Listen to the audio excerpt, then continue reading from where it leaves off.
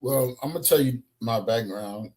I came from a background with a step pops. You know what I'm saying? My dad was around.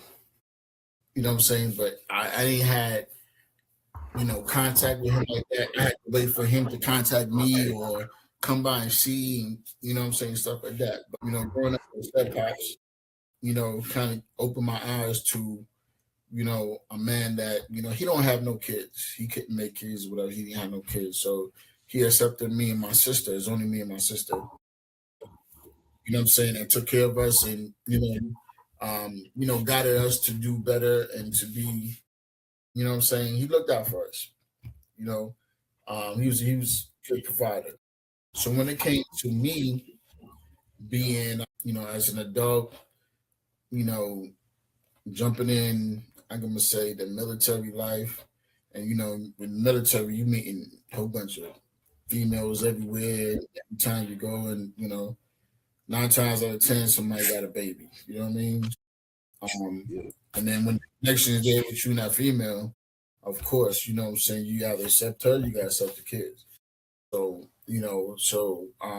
I wasn't I tried my best to be, a father figure. You know what I'm saying? Or not even a father, but somebody that, that do right in front of the kids' eyes. You know what I'm saying? So that's how I brought myself into that, right? So when my first marriage, I have two kids, a boy and a girl with my first marriage. I met my wife now. She had two kids from her previous, and we have two kids together. So when we got Ooh, married, yeah, yeah, yeah, yeah. So six altogether, right? So yeah, two you over there boys. counting? Yeah, I got three of them, boy. Go ahead. Lord. Yeah. So and we always had a house full of kids. So my first wife, she had a son prior to me, knocking her Mm. up, whatever. So so his name was Dion, and my name is Dion. So it was like, oh snap. I just couldn't believe another kid named Dion, you know what I'm saying? But he Yeah. spelled his D-I and I spelled mine with D-E, right?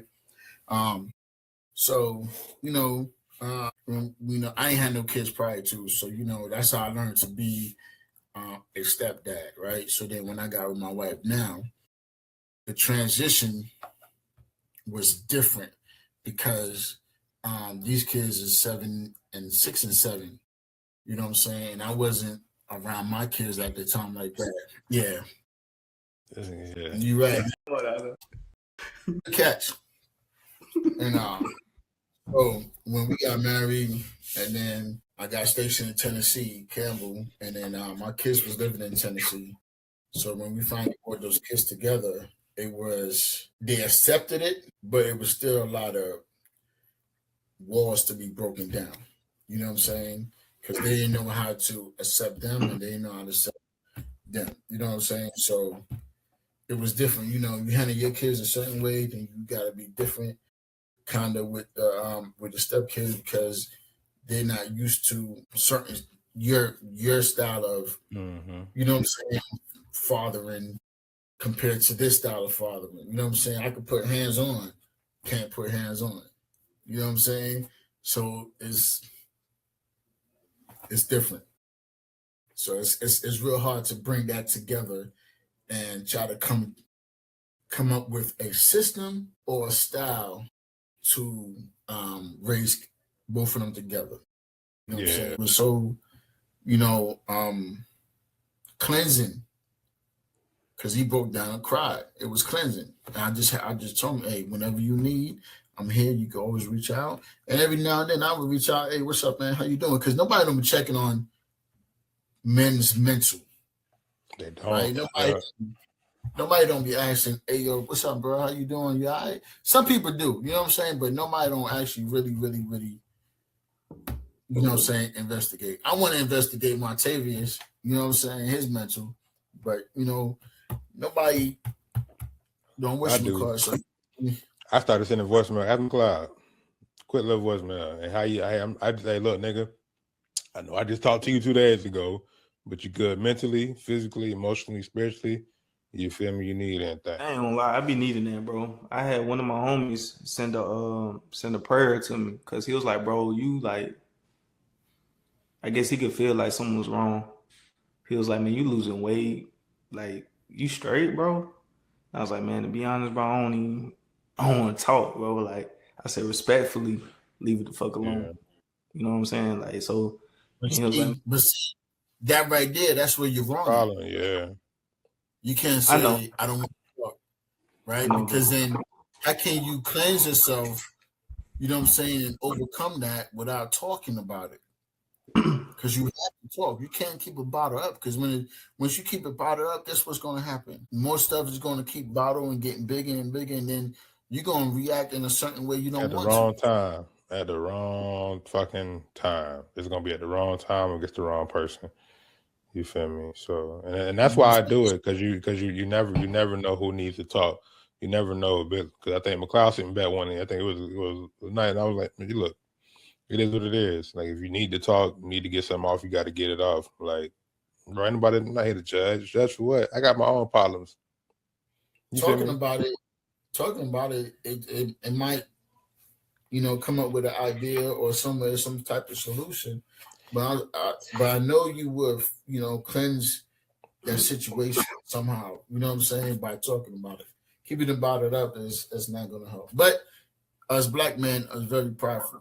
You know what I'm saying? We don't, I'm well, not. black people, black people as a whole, they don't like to know. They never want nobody to know their business.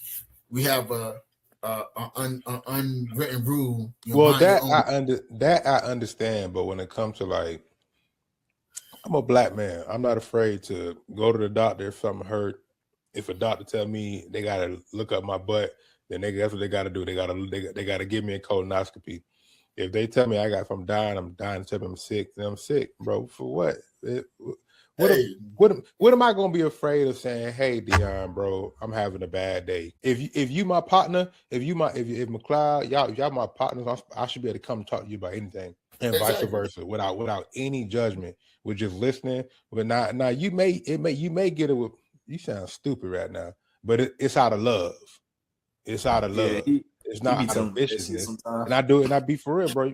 Bro, you fucking tweaking, bro. And I got and for real, I got a best friend. I bet she be like, bro, I feel that. I bet, bro, you got 8 acres of land and you fucking 26. Damn. What are you complaining about in life? What are you complaining about? Like what you feel me? You hear, but you never know what you get out of venting.